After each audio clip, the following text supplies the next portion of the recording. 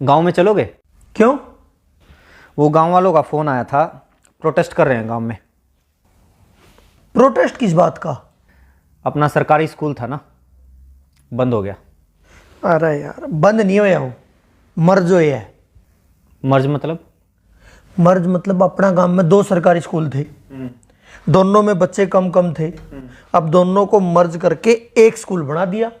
2 school थे, हाँ। एक स्कूल बना दिया। हाँ, एक स्कूल वो तो बंद ही हुआ है।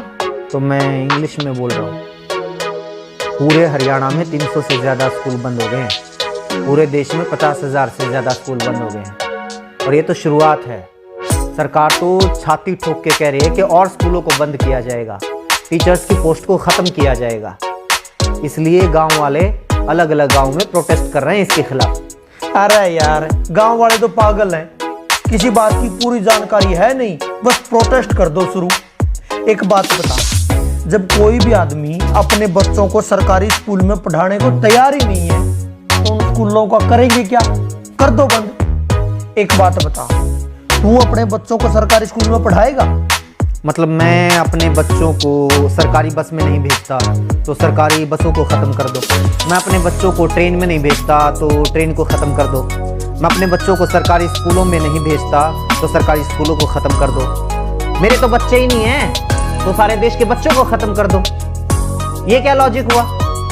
अरे तू अपनी छोड़, एक बात बता, सरकारी स्कूलों में जितने टीचर्स हैं क्या वो अपने बच्चों को सरकारी स्कूलों में पढ़ाते हैं? उससे भी बड़ा सवाल ये है कि वो अपने बच्चों को सरकारी स्कूलों में क्यों नहीं पढ़ाते? क्यों नहीं पढ़ाते? क्योंकि सरकारी स्कूलों को पढ़ने लायक नहीं छोड़ा गया है। स्कूलों में टीचर नहीं है। शायद ही कोई ऐसा स्कूल हो जहां पर जितने टीचर्स की जरूरत है उतने टीचर हों। बैठने के लिए ढंग की इमारत नहीं है, कमरे नहीं है। कई स्कूलों की तो छतें गिर जाती हैं जिस वक्त क्लास चल रही होती है। पीने तक का पानी नहीं है, बैठने के लिए बेंच नहीं है। यहाँ तक कि टॉयलेट तक भी ऐसे होते हैं कि अगर कोई चला जाए तो मरीज बन के वापिस आए। ऐसे स्कूलों में कौन अपने बच्चों को पढ़ाना चाहेगा? अरे यार ठीक है, सारे स्कूलों में अच्छी व्यवस्था नहीं है, लेकिन बहुत सारे स्कूल ऐसे हैं जिनमें सारी व्यवस्थाएं हैं और स्टाफ भी पूरा है। वहाँ टीचर्स कितना पढ़ाते हैं बताइए? हाँ सही बात, ये बात सही कही। अपने शहर में भी और बहुत सारे शहरों में, अलग अलग स्टेट में कई स्कूल ऐसे हैं, सरकारी स्कूलों की बात कर रहा हूँ मैं, जहाँ पर स्टाफ पूरा है, ठीक ठाक व्यवस्थाएं हैं, साफ सफाई है, इमारतें वगैरह, बिल्डिंग्स वगैरह अच्छी हैं। उन स्कूलों में जाके देखो। अब टीचर्स की बात करते हो, अधिकारियों के बच्चे भी उन सरकारी स्कूलों में पढ़ते हैं। उन स्कूलों में एडमिशन के लिए सिफारिशें लगती हैं, एडमिशन नहीं हो पाते। कौन नहीं चाहता अपने बच्चों को सरकारी स्कूलों में पढ़ाना? कोई सरकारी स्कूलों को बनाए तो ऐसा जिसमें लोग अपने बच्चों को पढ़ाना चाहें। तो बना लो। जब सरकारी स्कूल के टीचर्स बच्चों को अच्छा पढ़ाएंगे तो सरकारी स्कूल अपने आप अच्छे हो जाएंगे। बता, क्यों नहीं टीचर्स बच्चों को पढ़ाते? मुझे एक बात बता, तू जंगल राज में रह रहा है या एडमिनिस्ट्रेटिव सिस्टम में रह रहा है? मतलब ये जंगल राज में होता है, अपने आप ठीक कर लो, अपने आप हो जाएगा, अपने आप सही हो जाएगा, अपने आप गलत हो जाएगा। शेर की मर्जी, जिसको मर्जी खा जाए, जिसको मर्जी छोड़ दे, उसके मूड के ऊपर है। ये हिरण की कैपेसिटी है, शेर से तेज दौड़ सकता है तो बच जाएगा, नहीं तो उसका शिकार हो जाएगा। ये होता है जंगल राज। एडमिनिस्ट्रेटिव सिस्टम, प्रशासकीय व्यवस्था पता है क्या होती है? जहाँ पर कोई जवाबदेही होती है, कोई हायरार्की होती है, कहीं चेक एंड बैलेंसेस होते हैं। प्रशासकीय व्यवस्था पता है क्या कहती है? अगर आप टीचर नियुक्त करते हैं या किसी भी महकमे में कोई भी कर्मचारी नियुक्त करते हैं तो वो अपने आप काम नहीं करेगा, उससे काम करवाना पड़ेगा। इसलिए चेक एंड बैलेंसेस होते हैं, जवाबदेही तय की जाती है। टीचर्स को अगर नियुक्त किया गया है तो वो काम नहीं करेंगे या काम करेंगे, ये देखने के लिए हेडमास्टर या प्रिंसिपल को नियुक्त किया जाता है। और सिस्टम ये मानकर चलता है कि वो प्रिंसिपल भी अपनी मर्जी से काम नहीं करेगा, उसके ऊपर भी बीओ की नियुक्ति होगी और वो भी अपनी मर्जी से काम नहीं करेगा। उसकी जवाबदेही तय करने के लिए डीओ की नियुक्ति होगी, डीओ के ऊपर और अधिकारी होगा, उसके ऊपर और अधिकारी होगा, उसके ऊपर शिक्षा मंत्री होगा और उसके ऊपर मुख्यमंत्री होगा। यानी अगर कोई एक टीचर किसी स्कूल में सही से नहीं पढ़ा रहा है तो ये सिर्फ उस टीचर का फेलियर नहीं है, सिर्फ उसकी गलती, उसकी कमी नहीं है, ये पूरे के पूरे सिस्टम की, शिक्षा मंत्री की, मुख्यमंत्री तक की जिम्मेदारी है। ये पूरा का पूरा सिस्टम जब कोलैप्स होता है तब जाकर कोई कर्मचारी अपना काम सही से नहीं करता है। हद है यार, तुम तो ये कह रहे हो कि मतलब हिंदुस्तान के हरियाणा राज्य के जींद जिले के किसी तहसील के किसी गांव के किसी कोने में बने हुए सरकारी स्कूल में एक अध्यापक पढ़ा नहीं रहा तो उसके लिए जिम्मेदार शिक्षा मंत्री, उसके लिए जिम्मेदार मुख्यमंत्री है। उसका काम ही ये है। अगर शिक्षा मंत्री को यह नहीं पता है कि उसके टीचर्स ढंग से काम कर रहे हैं या नहीं कर रहे हैं, उनकी क्या जरूरतें हैं, क्यों अपना काम सही से नहीं कर पा रहे हैं, क्यों उसके स्कूलों से बच्चे कम हो रहे हैं, तो किसकी जिम्मेदारी होनी चाहिए? किस बात का शिक्षा मंत्री है वो? अगर वो अपने स्कूलों को सही से नहीं चला पा रहा है तो उसको हटाओ नौकरी से, किसी और को लगाओ। और क्या बात करते हो, सरकारी स्कूलों के टीचर्स अपना काम नहीं करते? यही सरकार होती है ना, यही सरकारी कर्मचारी होते हैं जब इन लोगों की ड्यूटी लगा दी जाती है कि जाके पता करो गांव में कितने लोग खुले में शौच करने के लिए जाते हैं। सुबह 4 बजे 5 बजे उठ के बाहर कौन पोटी करने के लिए जा रहा है, उनकी गिनती यही टीचर्स करते हैं। कभी परिवार पहचान पत्र बनाने में ड्यूटी लगा दी जाती है, कभी कावड़ियों की सेवा में लगा दी जाती है, कभी मेले और मंडियों में ड्यूटी लगा दी जाती है, और उन टीचर से यही सरकार काम लेती है। वो काम तो बड़े अच्छे से कर देते हैं टीचर्स। पता है क्यों? क्योंकि सरकार टीचर से वो काम करवाना चाहती है, शिद्दत से करवाना चाहती है, इसलिए वो काम करवा लेती है। लेकिन यही सरकार नहीं चाहती कि ये टीचर्स स्कूलों में पढ़ाएं। इसलिए मैं भी मानता हूं बहुत सारे टीचर्स अपना काम ईमानदारी से नहीं करते होंगे, क्योंकि उनको पता है कोई चेक एंड बैलेंस नहीं है, कोई जवाबदेही नहीं है, और सरकार खुद नहीं चाहती कि सरकारी स्कूलों में पढ़ाई हो, ताकि बच्चे धीरे धीरे स्कूलों से अपना नाम कटवा कर प्राइवेट स्कूलों में चले जाएं, फिर स्टूडेंट्स की संख्या कम हो जाए और सरकार को बहाना मिल जाए, बच्चे तो आ ही नहीं रहे, स्कूल बंद कर दो। ये ज्ञान देने वाले बहुत मिलेंगे।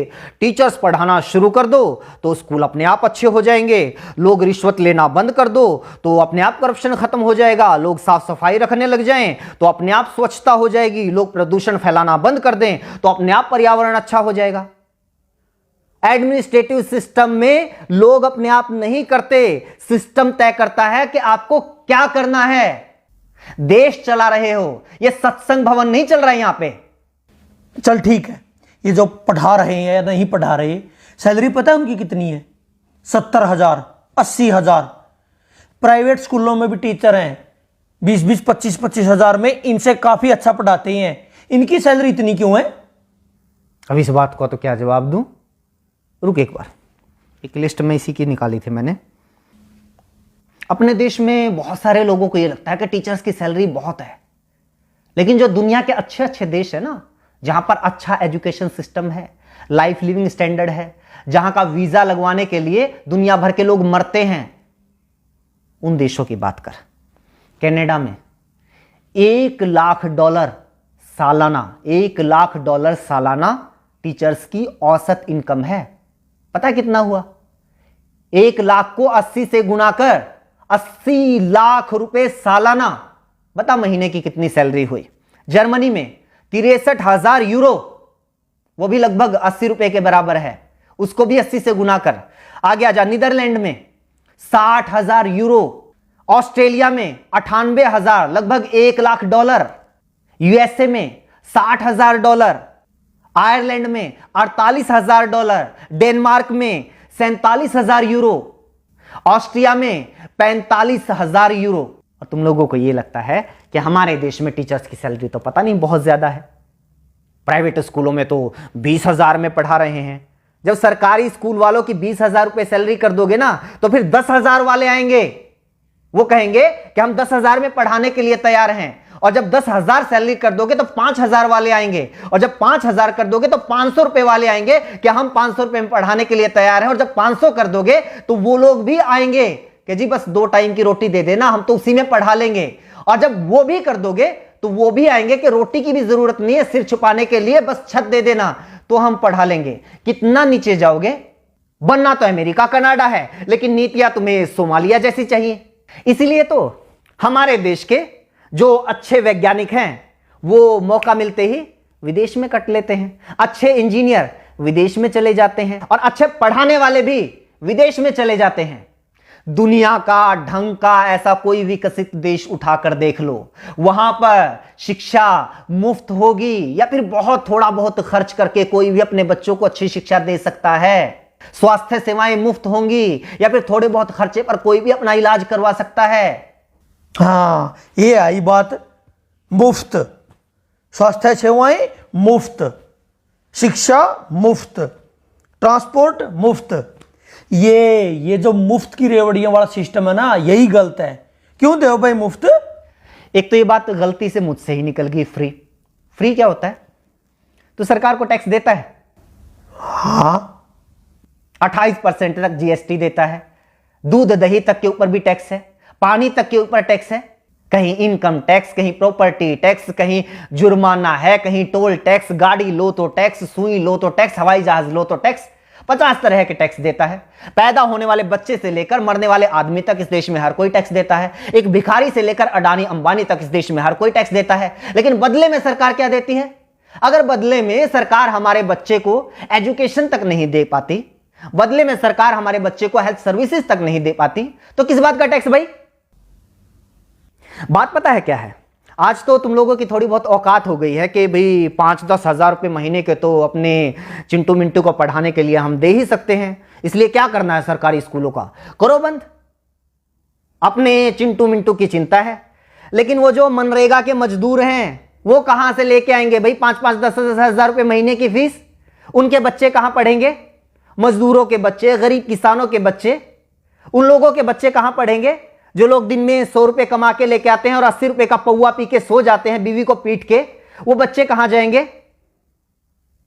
अगर ऐसी ही सोच कुछ साल पहले और लोगों की होती तो ना तो किसी मल्लाह के बेटे को अब्दुल कलाम देश के राष्ट्रपति बनना था और ना ही किसी चाय बेचने वाले के बेटे को प्रधानमंत्री बनना था। जाके पढ़ लो इन लोगों का इतिहास, जीवनियां। कौन से सेंट जोसेफ कॉन्वेंट स्कूल में पढ़े थे, इन्हीं सरकारी स्कूलों में पढ़ के इतने बड़े लोग बने हैं ये। और कॉन्वेंट स्कूलों में अपने बच्चों को पढ़ाकर चौड़ा होने वालों, याद रखना कुछ सालों के बाद अपने इन्हीं चिंटू मिंटू का नाम सरकारी कॉलेज, सरकारी यूनिवर्सिटी, सरकारी आईआईटी, सरकारी आईएएम, एनआईटी, सरकारी संस्थानों की लिस्ट में ढूंढते हुए मिलोगे। तब तो नहीं कहोगे कि ना हम तो अपने बच्चों को सरकारी यूनिवर्सिटी में नहीं पढ़ाएंगे, सरकारी कॉलेज में नहीं पढ़ाएंगे, हमें तो डीयू में एडमिशन नहीं चाहिए, पीयू में एडमिशन नहीं चाहिए, एमडीयू में केयू में एडमिशन नहीं चाहिए। तब भी पढ़ा लेना अपने बच्चों को प्राइवेट कॉलेज में या फिर प्राइवेट यूनिवर्सिटी में। पता है क्यों? क्योंकि प्राइवेट यूनिवर्सिटी से डिग्री करने वालों को तो मानते भी नहीं लोग कि ये सही डिग्री होगी, क्या पता फर्जी हो। ये रुतबा है आज भी सरकारी संस्थानों का, और कुछ साल पहले तक सरकारी स्कूलों का भी यही रुतबा था। लेकिन धीरे धीरे धीरे धीरे हालात ऐसे कर दिए कि आज सरकारी स्कूलों को बंद करने की मांग वो लोग कर रहे हैं जो खुद सरकारी स्कूलों में पढ़कर यहां तक पहुंचे हैं। मेरा ऊपर क्यों गर्म हो रहा है? मैं तो ये कह रहा हूं कि मतलब सारा सिस्टम ही खराब है। हाँ तो सिस्टम को सुधारो ना। ये क्या बात हुई? सरकारी स्कूलों को बंद कर दो, सरकारी अस्पतालों को बंद कर दो, सरकारी बस सेवा को बंद कर दो, सरकारी रेलवे को बंद कर दो। भाई ये सारी चीजें अगर सरकारी बंद हो जाएंगी, ये सारी चीजें प्राइवेट हो जाएंगी, तो फिर सरकार क्यों सरकारी होनी चाहिए? 20,000 रुपए में शिक्षा मंत्री भी मिल जाएगा, 25,000 रुपए मुख्यमंत्री भी मिल जाएगा। असल में तो फ्री में मिल जाएगा, असल में तो उल्टा मुख्यमंत्री शिक्षा मंत्री बनने के लिए पैसे देने वाले लोग मिल जाएंगे। इनको भी ले आओ प्राइवेट। सिस्टम को सुधारने की बात करो ना, टीचर्स को दोष देके नहीं नहीं बंद करो, इनकी ज्यादा सैलरी है। वैसे जितना इनका काम है ना, इनके लिए तो 10,000 भी ज्यादा है। मतलब मेरा चाचा का लड़का है, सुबेरे 8-9 बजे स्कूल में जाना, 2-2:30 बजे वापिस आ जाइए, हैं संडे की छुट्टी, कई बार सैटरडे की भी छुट्टी, फिर होली दिवाली, मतलब छुट्टी पता नहीं कितनी छुट्टी होती हैं। तनख्वाह 60,000 70,000 रुपये। और यहाँ देखो दिन रात मतलब दुकान में काम करा, होली दिवाली कितने बार तो पता नहीं छुट्टी हुआ नहीं हुआ, 9-10 घंटे कम से कम दुकान खोलते हैं, दिन रात मेहनत करते हैं, तब जाके 2 पैसे आते हैं घर में। असली समस्या तो ये है ना, मेरी बुआ का लड़का सरकारी लगा हुआ है, मेरे चाचा का लड़का सरकारी लगा हुआ है, मेरे पड़ोस में सरकारी लगा हुआ है। पूरे मोहल्ले में एक बच्चे को नौकरी मिल जाए तो सारे मोहल्ले में आग लग जाती है। इस जलन का क्या करेंगे भाई साहब? बस लोगों को यह चाहिए कि भी हमारी एक आंख फूटी हुई है तो सामने वाले की दोनों फोड़ दो।